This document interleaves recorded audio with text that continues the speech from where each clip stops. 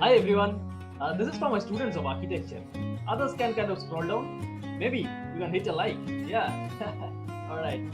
You see, I had been practicing as an architect for the past 2 decades across India and abroad. With my hands-on experience in designing numerous projects, I had gained some real-life insight, which I keep sharing with my students of architecture. Well, let's talk about architectural internship today. Students of architecture who are almost on the verge of completion of their course keep asking me, "Sir, what should I do in order to manage a great architectural internship?" A big question. Of course, a great internship can set the stage for the rest of your professional career. I fond memories of my first internship in a multinational design studio.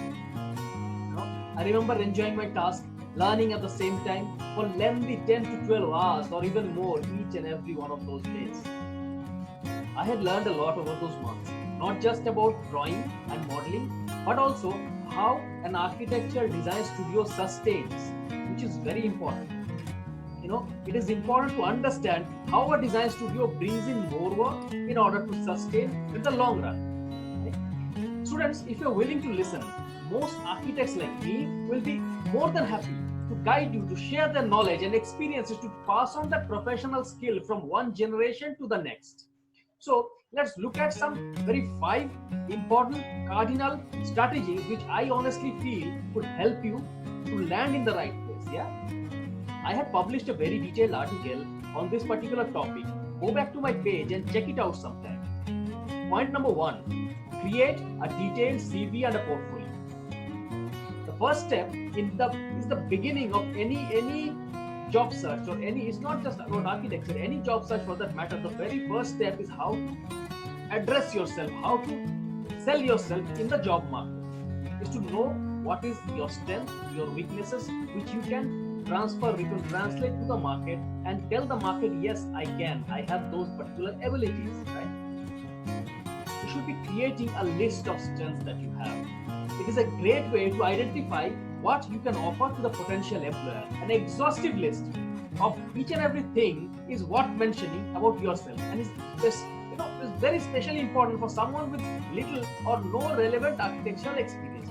You will need to leverage experience gained in unrelated areas as well. Teamwork, for example, building experience, and a lot of you had some hands-on experience when you went for a construction field visit maybe, and all these other stuff. Students of architecture can take a note of this.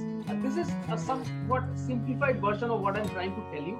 You see, you don't be afraid to put down what is absolutely necessary and what is absolutely within your capability. You need to list out something which is like a list of every single job that you have done, which is either related or not related to architecture. Put down every project you have ever done, every professional qualification you have ever had. Maybe it is a software skill, maybe it is something else, maybe whatever you have, maybe an artistic skill or hands-on training into design, photography, whatever it is. Every degree you have, every continuing education class or seminar that you had attended, every professional affiliation that you might have or been a part of during your study process, sketches, drawings that you had done, renderings or Photoshop work, maybe 3D works, voluntary work, design competitions that you had attended. Going to NASA is one of the very important things that you could do. Probably challenges of various problems that you had attended. Yeah. Now, once you have that particular list, you'll be surprised how much experience you really have. You really have already, which you were not able to suddenly find out in yourself. Right? This should be kept as a professional resource for the future as well, because maybe at a certain later point of time you'll never remember those things again. So you need to keep a list of it, and this is what is called documentation.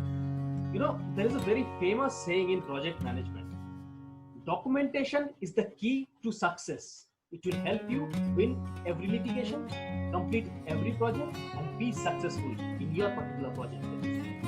Point number 2: networking like a professional.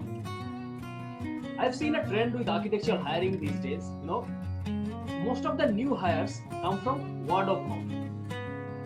Skills everybody has, more or less.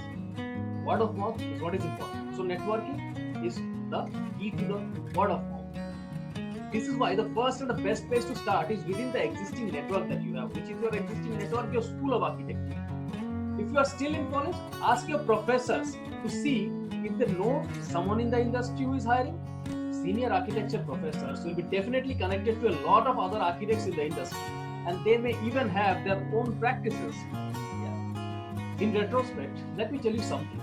You must do your best to remain in good standing with any current or past professors that you have.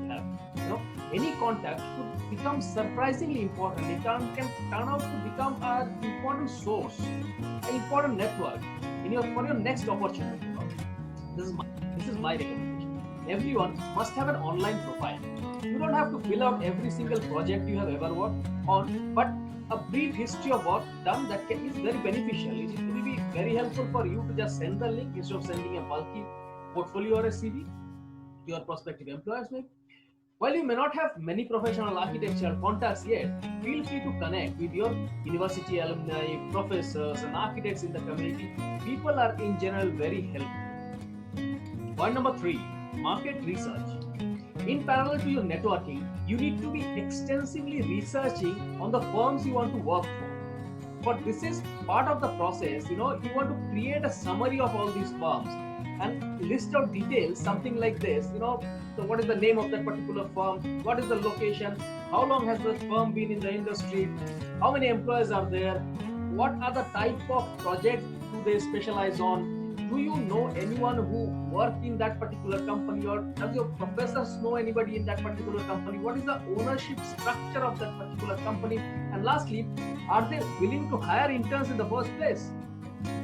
Students often ask me, how many firms should I apply to? Using these research techniques that I have told you just now, I typically recommend having a group of top 20 of those offices where you want to work for across various cities maybe. You can rank them down in order of the most desirable to the least desirable, applying in that particular order as per your choice. There's no hard and fast rule like size of the company or maybe the branding of the company. It can be of your choice. Top 20 of those particular companies you want to work for. Yeah. I found that the best method is to keep a track of the entire process in a spreadsheet, maybe in Excel. The last thing you want to do is become confused and apply to the same place twice, or maybe even leave out a great opportunity. With 20 or maybe more if you want, potential employers, it's quite easy to become disorganized. I can understand. You can include a column for the company name, the location, the date of the application, if you have received any response from them, and any contact information and so on. Point number 4, a very important one, it is systematic approach. Now, students keep telling me, sir, I have sent my resume to hundreds of companies and they haven't responded to anything yet. This is the thing that you are doing wrong. Your application is not becoming targeted.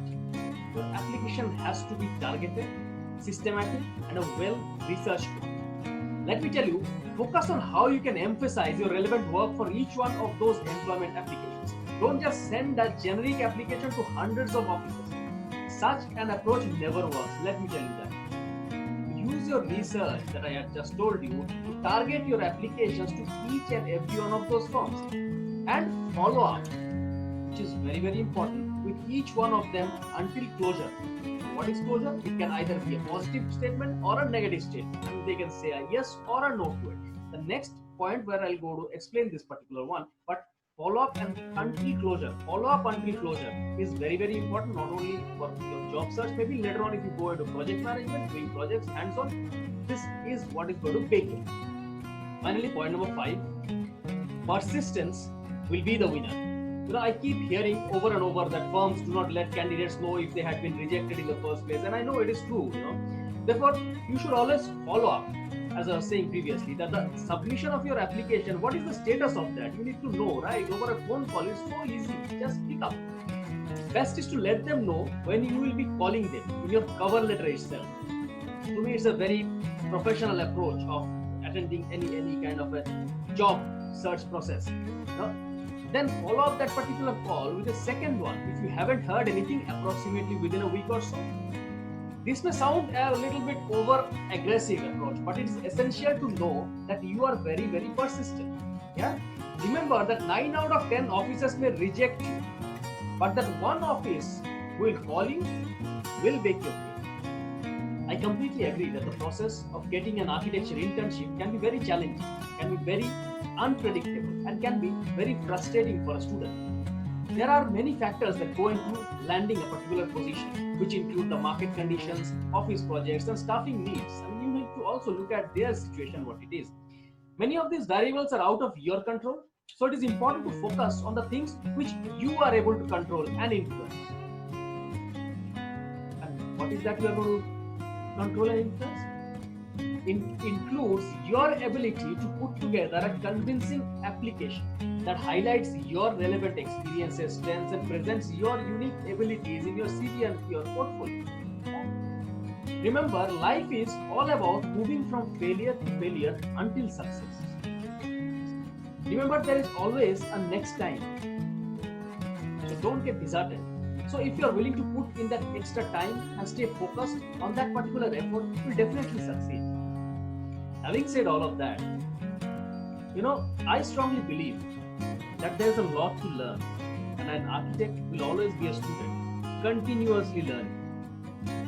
Let me know your thoughts on this particular topic. Comment in the box below. I'll get back to you. See you.